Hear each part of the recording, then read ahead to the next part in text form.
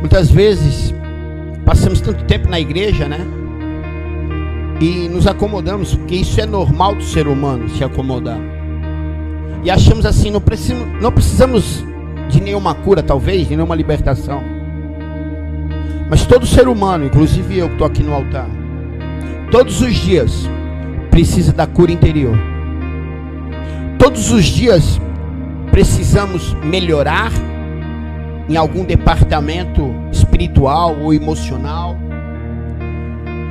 Todos nós precisamos do toque do Senhor, porque o único que tem capacidade de tocar a nossa alma é Jesus Cristo.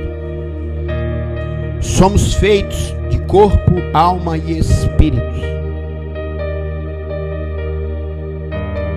O corpo nós podemos cuidar, nos alimentamos, nós nos dormimos, praticamos exercício e aí cuidamos do nosso corpo, parte física. A parte espiritual nós também podemos cuidar. Nós oramos, lemos a palavra de Deus, jejuamos e nós mantemos esse relacionamento espiritual. Aquele que é do Espírito, alimente o Espírito. Aquele que é da carne, alimente a carne. Então, desses dois departamentos do que o homem e a mulher é feito, nós podemos cuidar. Mas da alma, só Jesus pode cuidar. A alma, nem eu e nem você tem a capacidade de tocar nela. A alma, só Jesus pode cuidar dela. Só Jesus pode tratar ela. Só Jesus pode curar ela. Só Jesus pode libertar ela. Só Jesus transforma a nossa alma. A alma é todas as emoções que carregamos desde quando nascemos até o dia de hoje. A alma, ela é carregada de sentimentos, sensações, de emoções, algo que não podemos tocar. Só Jesus. Então, se nós, seres humanos, cuidássemos melhor do nosso espírito, do nosso relacionamento com Deus, automaticamente a nossa alma, ela é tratada todos os dias, através desse Espírito, através do toque de Jesus. Mas como assim, pastor? O senhor está me falando? Eu vou dar exemplos para você. A depressão é uma doença da alma, onde nenhum médico e nenhum medicamento criado pelo homem pode curar. A dependência química, o alcoolismo, são doenças da alma, que o melhor médico, ele vai dizer para você que a Organização Mundial da Saúde vai dizer que não tem cura. E que não há nenhum medicamento criado pelo homem que pode curar. Doenças da alma. E a alma é tratada dentro de um culto de cura e libertação. Dentro do nosso relacionamento com Deus, onde nós alimentamos todos os dias. O oxigênio do nosso espírito é a oração, a leitura bíblica. E quando nós, seres humanos, tratamos bem o nosso espírito, a nossa alma começa a ser curada. Nós começamos a entrar em algo chamado metanoia. Começa a ser transformada a nossa mente. E as nossas emoções, elas são tratadas pelo Espírito Santo de Deus. Onde essas doenças que eu falei que fisicamente nenhum homem pode tratar, começa a acontecer um milagre. Porque milagre é algo que eu e você não pode fazer. Só o nosso Deus tem esta capacidade. E aí onde começamos a ser curados de coisas que o homem olha para mim, para você e vai dizer assim, não tem cura, não tem jeito, Quantas pessoas foram curadas de câncer? Quantas pessoas foram curadas de HIV? Quantas pessoas voltaram a escutar, enxergar? Quantos dependentes químicos que a Organização Mundial da Saúde diz que não tem cura, foram curados? Quantas pessoas saíram de um estado depressivo, tremendo, querendo se suicidar? Mas o homem diz que não tem cura. A medicina criada pelo homem diz que não tem cura. Mas Jesus, através do Espírito Santo de Deus, vai mostrando todos os dias, através de cura e libertação, pessoas recebendo milagres. E eu vou repetir para você entender: milagre é algo que eu e você não pode fazer, só Jesus.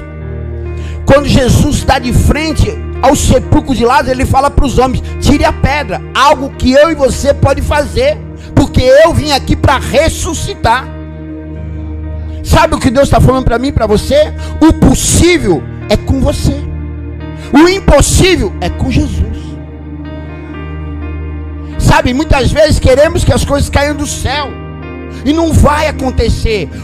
Oração é uma palavra derivada de dois sinônimos: orar e ação. Oração. Eu oro, mas eu tenho que agir. O cego Bartimeu, ele toma uma decisão. Ele começa a clamar, e quando ele escuta a grande multidão passando, sabendo que Jesus está naquele meio, ele não enxerga, ele não conhece Jesus, ele nunca viu Jesus, e no meio de uma multidão, como ele ia saber aonde o mestre estaria? Mas ele toma uma atitude: oração, ação. Ele sai da beira do caminho, ele larga a capa, que era a vergonha dele, e ele decide ir para o meio da multidão e começar a gritar em alta voz. Ele toma, eu admiro ele, porque ele agiu com sabedoria. Se ele não enxerga, e ele está sabendo que a cura está ali naquele meio, só que há uma grande multidão, muitas pessoas reunidas, ele toma uma ideia, ele fala: vou gritar, vou chamar a atenção de alguém, talvez ele me escute. A multidão diz para ele calar a boca. E quantas vezes, quando nós tomamos a atitude, uma ação, e aí começamos a interpelar com as barreiras que a vida nos opõe, nós paralisamos e paramos. E nós falamos assim: até tentamos, mas na primeira adversidade nós paramos. Só que esse cego, ele me ensina de novo a sabedoria. Ele continua. Ele fala assim: eles estão mandando eu calar a boca, mas se eu ficar calado da minha boca, a minha vida vai voltar a ser o quê? Eu vou voltar para a beira do caminho e pedir esmola. Então ele toma uma atitude de fé. Ele fala assim: eles estão mandando eu calar a boca, eu estou me deparando com outra adversidade. Ele já tinha 3 adversidades assim. Ele não enxergava, ele não sabia quem era Jesus, onde Jesus estava, no meio de uma multidão. É igual você encontrar uma agulha no parede, ele não enxerga. E ele toma a atitude de gritar, a terceira barreira dele. Mandam ele calar a boca. Ele é cego, pedinte, homem que pedia esmola. Cala a boca, vai para o canto. Um homem rejeitado pela sociedade.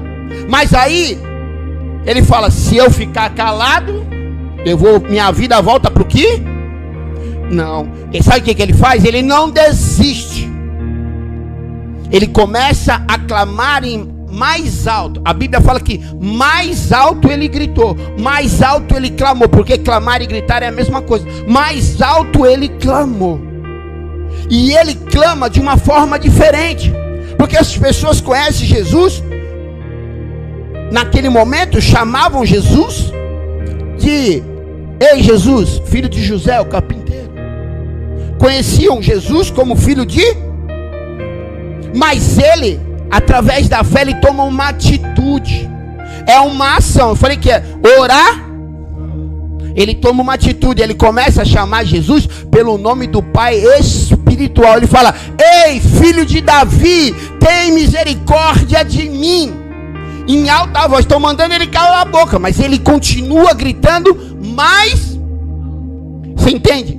Para você chamar a atenção de Jesus, você vai ter que fazer coisas que talvez vai incomodar o teu irmão do lado. Você vai ter que tomar uma atitude de uma ação que muitas vezes as pessoas vão olhar para você e vão falar assim: cala a boca, para, isso é fogo de palha. O mundo e a vida não é mamão com açúcar, ela é difícil. E muitas vezes quando você toma a primeira atitude de mudar de vida, você vai se deparar com muitas barreiras.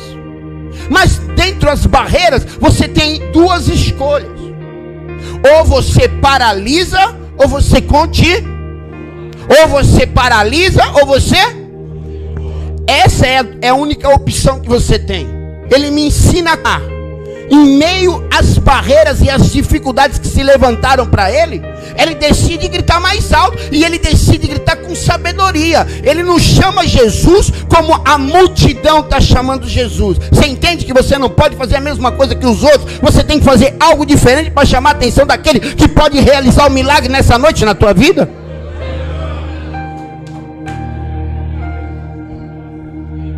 E ele começa a falar: ei, Jesus, filho de Davi. Jesus escuta alguma coisa? Vamos ver se tem alguém no culto. Jesus começa a escutar alguma coisa?